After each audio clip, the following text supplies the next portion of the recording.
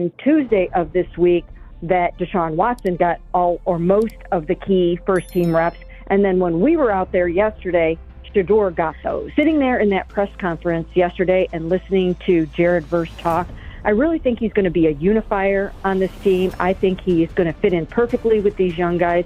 I think he's going to be more of a team leader than Myles Garrett was, because the Cleveland Browns might have just walked into the most unexpected quarterback controversy in the NFL. And the wild part is nobody saw it coming this fast. A few weeks ago, it felt like the organization already had its mind made up. Deshaun Watson was expected to reclaim QB1, the offense would be built around him again, and Cleveland would try to squeeze one more competitive season out of this current core. But now the entire conversation has changed, because Shedeur Sanders is suddenly forcing the Browns to rethink everything they believed about their quarterback room. And when Mary Kay Cabot starts publicly hinting that the team may actually be reconsidering its original plan, you know something serious is happening behind the scenes. What makes this story explode even more is that the shift didn't happen because of one lucky throw or one viral practice clip. According to reports coming out of OTA practices, Shedeur Sanders has steadily started gaining momentum day after day. Earlier in the offseason, the Browns' messaging was simple. Watson was the guy, Watson was leading the reps, and Watson was expected to start the season as QB1. But over the last couple of weeks, that confidence suddenly started sounding less certain. Coaches began rotating reps differently, Shedeur started getting key opportunities with better units. Then came the comments from the coaching staff about having two starting caliber quarterbacks. In the NFL, wording like that is never accidental. Deshaun had a little bit of a lead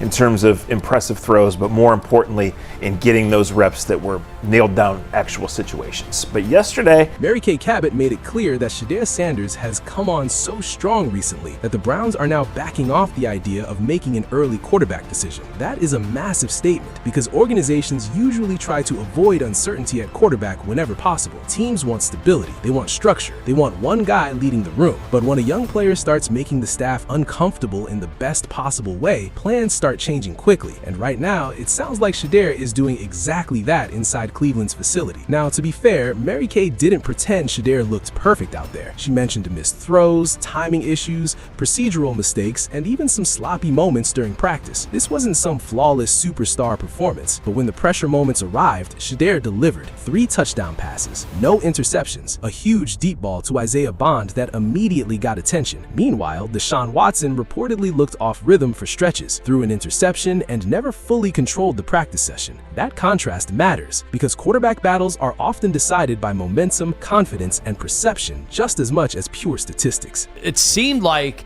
Shedeur was maybe the first day he's unequivocally had a better day than Deshaun Watson, and afterwards, coach seemed to say, hey, we have 2 NFL starting caliber quarterbacks. This is where young players usually make a mistake. They start believing the hype before they've actually earned anything. But the interesting part about Shedeur Sanders is that the Browns reportedly love how he's approaching all of this. They're impressed with the work ethic, the preparation, and the speed of his development. More importantly, Mary Kay hinted that the organization may even be surprised by how quickly he's adapting to the NFL environment. That word surprised stands out because it tells you the Browns probably didn't expect this level of competition so early in the process. The quarterback situation feels bigger because of where the Browns are as a franchise right now. This isn't the same Cleveland team from 2 years ago. The roster's getting younger, the energy around the team feels different, and with no Myles Garrett no longer being the centerpiece of the organization, there's a sense that the Browns are entering an entirely new era whether they plan to or not. That's why the Shedeur Sanders storyline feels symbolic. If he eventually becomes the starter, it represents more than just a depth chart change. It represents the Browns moving away from the old vision they spent years trying to force into reality. But when it came time to,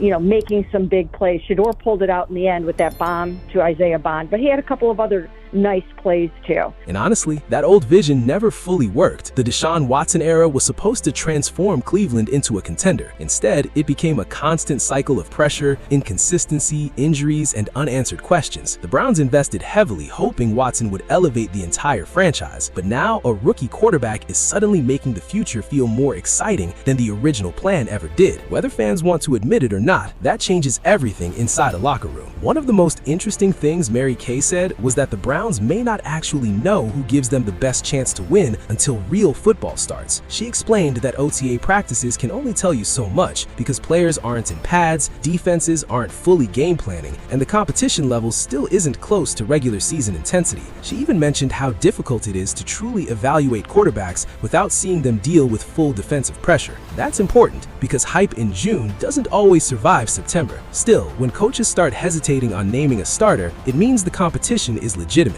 And I think more than anything, as we head to the end of the offseason, there is a quarterback competition ongoing. From anything we've seen, if there is an announcement or if there is a clear leader, it would go against what we've seen. Now, we've only seen 3 of the 9 after today. Losing Myles Garrett was always going to feel impossible to replace. Talent like that rarely exists. But according to Mary Kay Cabot, the Browns may actually be gaining something they desperately needed in return with Jared Verse, leadership. And that is where the conversation gets really interesting. Mary Kay didn't disrespect Garrett's greatness as a player, but she openly suggested that Verse may actually become more of a vocal leader and emotional connector for this young Browns team than Garrett ever was. That is a strong statement. Football teams need more than elite production. They need energy, accountability, and someone who brings the locker room together when adversity hits. And apparently, Verse is already showing signs of becoming exactly that kind of presence. Here's the part nobody is talking about: the Deshaun Sanders angle hanging over this entire situation. Mary Kay revealed that the Browns leadership is open to conversations with Deshaun about Shedeur's development. Some people will criticize that idea, but Deshaun Sanders is not just a football parent. He's one of the most respected personalities the sport has ever seen,